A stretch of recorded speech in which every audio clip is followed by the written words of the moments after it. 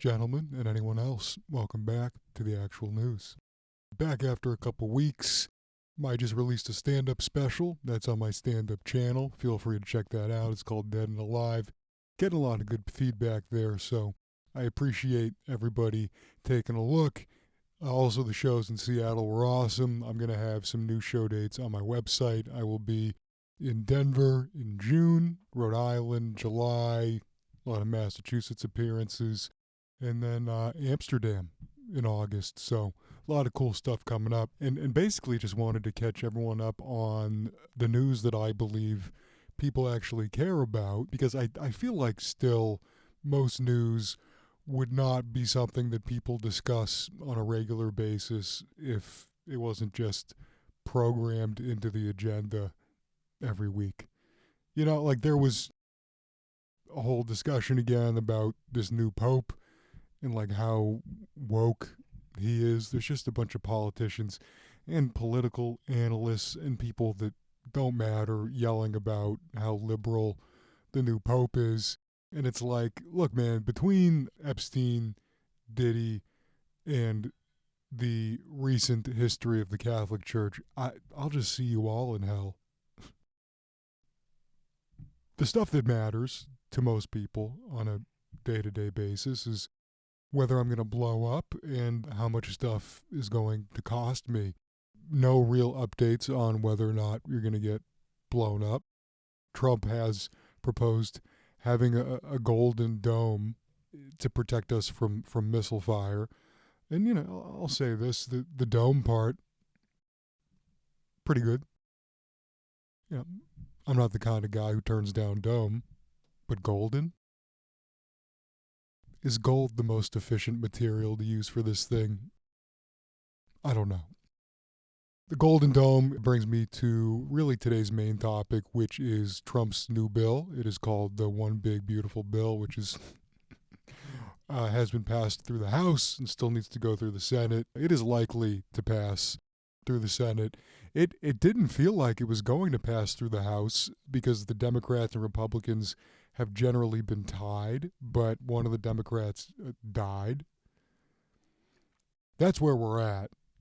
Okay, is you have President Donald Trump introducing legislation into Congress, and Congress is literally at the point where they have like an 18% approval rating, and several of them are just in wheelchairs, and they're just like, just dying. I know that they have a different perspective on these things than I do, but I feel like most ordinary people are like, yeah, if I was fucking 75 and rich, I would not, frankly, still be going to work every day. But here we go. We have our wonderful gerontocracy. That's a fun word we should maybe be, more familiar with. And look, Jerry Connolly dying, that's not the part that I would make fun of, but maybe as a whole, you look at the state of our government and you realize that, hey, maybe some changes need to be made, because the other big news in terms of age and mortality is that former President Biden has stage 4 prostate cancer, and that obviously on a personal level is also a very terrible thing to be happening, but also from what oncologists are saying, it's not really reasonable to believe that something like this just came up. As in, this on top of the clear cognitive decline and other issues that the leader of the free world had, this was most likely hidden from us as well. So, back to the point, Trump proposed a bill, it passed through the House, probably going to go through the Senate. What is in the bill? What does this mean for me? Trump's new bill includes eliminating taxes on tips, which I think is good, but also, if you're reporting cash tips to the government, maybe you should just give all your money away. The rest of the bill, I mean, look, like any bill, there's a lot of stuff in it. Some stuff I will say is not terrible. This is not CNN. I'm not just going to paint anything that Trump does as being a totally evil thing. But most of it basically is. I do like that there's big time write offs for people who are going to build manufacturing facilities in the U.S. because so far, Trump has been doing this tariff stuff, making foreign products far more expensive, probably causing lots of shortages and other issues for not the biggest businesses, but mostly the medium-sized to small businesses. And the long-term stated goal is, oh, we're doing this so more people buy local, so more people buy domestic, more people buy American, and more people will start hiring workers to work in the U.S. and we'll produce more stuff here. But if you just put tariffs on a bunch of foreign products, that doesn't automatically mean these companies will start producing stuff here. It's still expensive. What would probably happen if you didn't create any incentive to do that is they'd let these small, medium businesses die because they can just play the waiting game and smaller businesses cannot. And they'd let them bleed out, and then, you'd have basically just dominant corporations, which was already sort of the path we're headed down. So the taxes on tips, that's good. You're trying to manufacture more stuff here, that's also good. We'll see how, that plays out. But otherwise, it's largely like Medicaid cuts for wealthy people, cuts for corporations.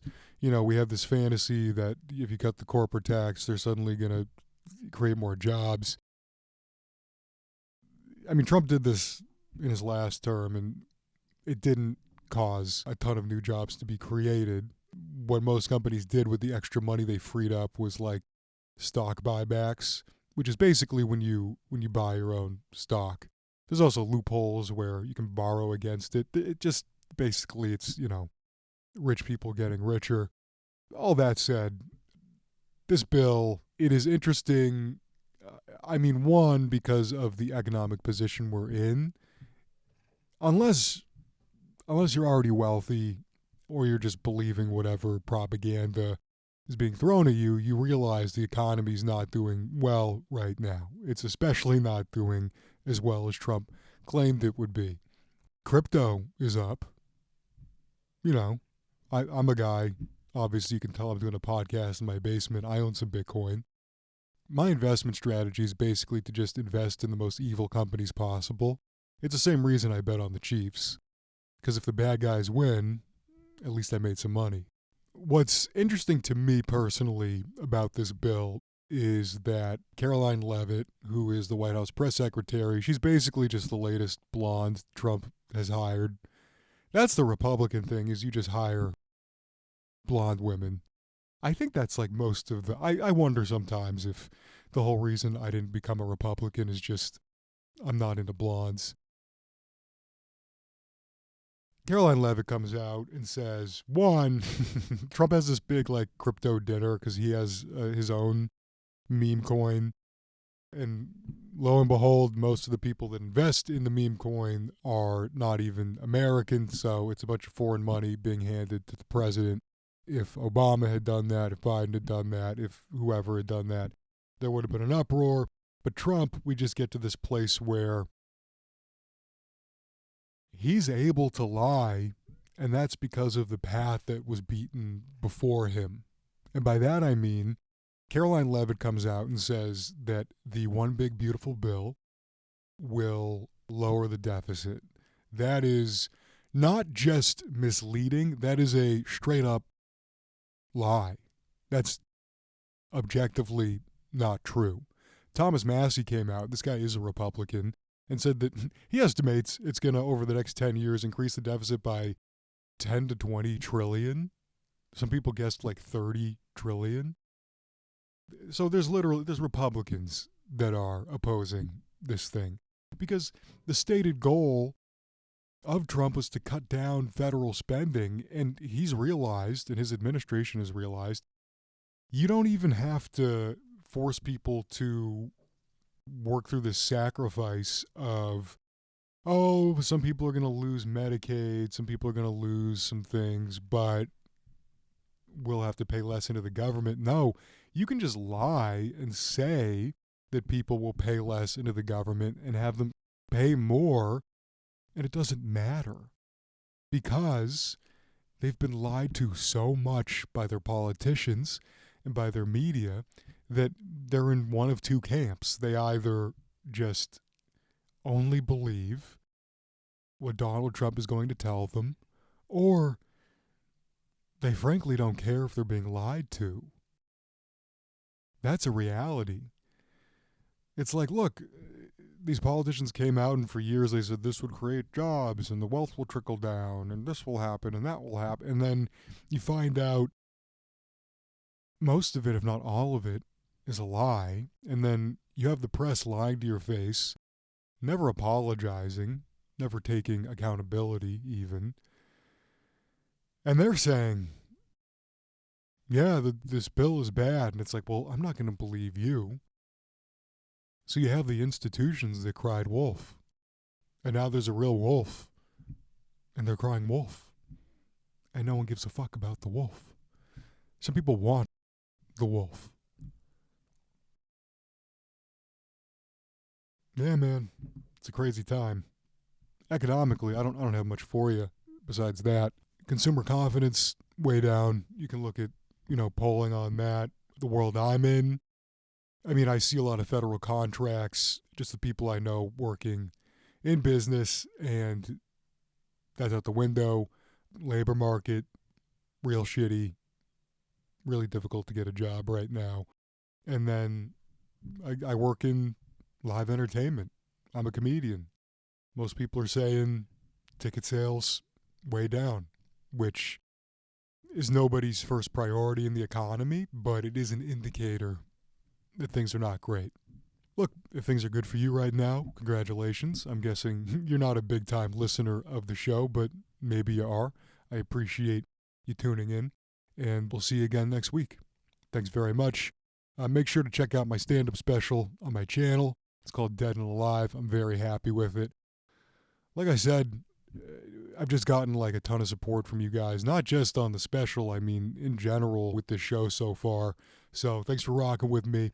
Remember, you can't trust the government, you can't trust the corporate media, you can't trust cable news. The only person you can trust is this comedian fresh off a bong rip sitting in his basement. Thanks a lot, guys. See you soon.